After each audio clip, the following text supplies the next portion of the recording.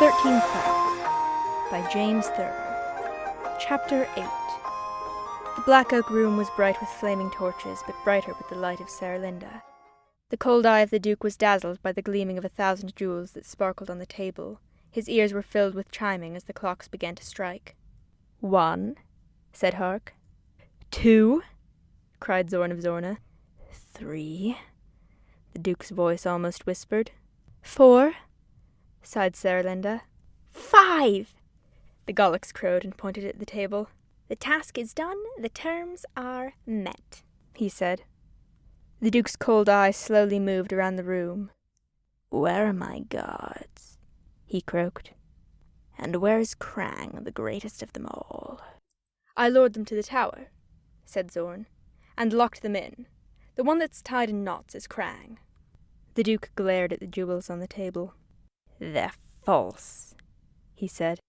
They must be colored pebbles. He picked one up and saw that it was real, and put it down again. The task is done, said Hark.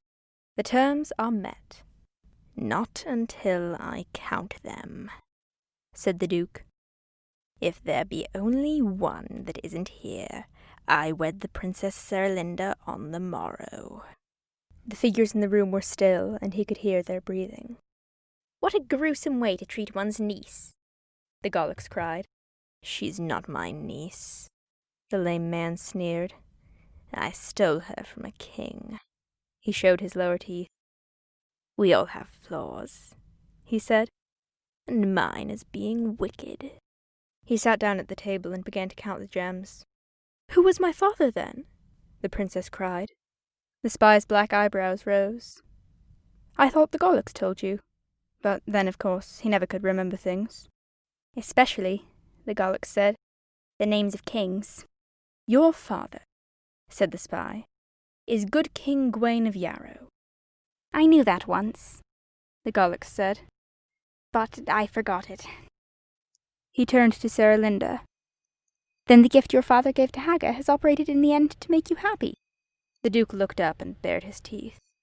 The tale is much too tidy for my taste, he snarled. I hate it. He went on counting.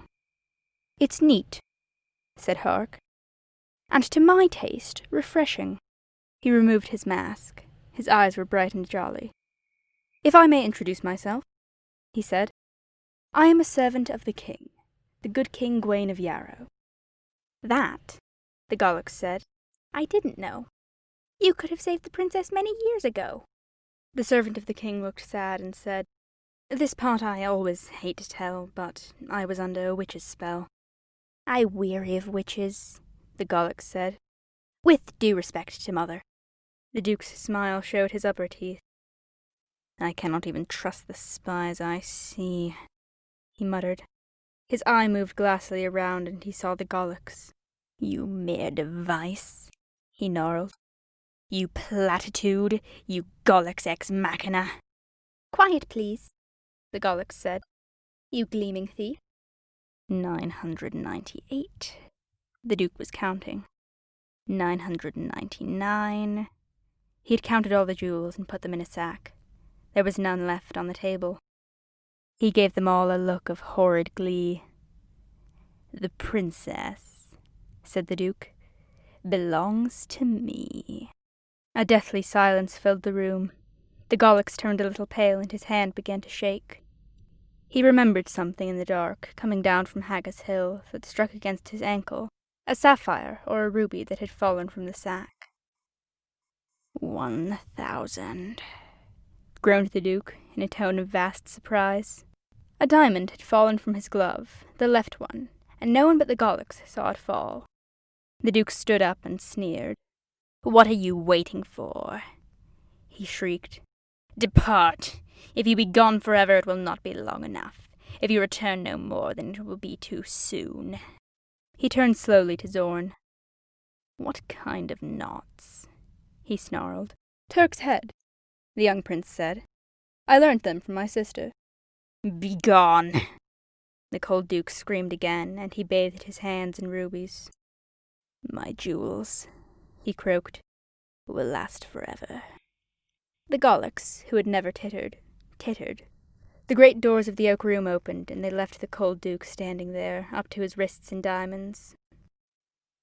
"Yarrow," said the prince, "is halfway on our journey."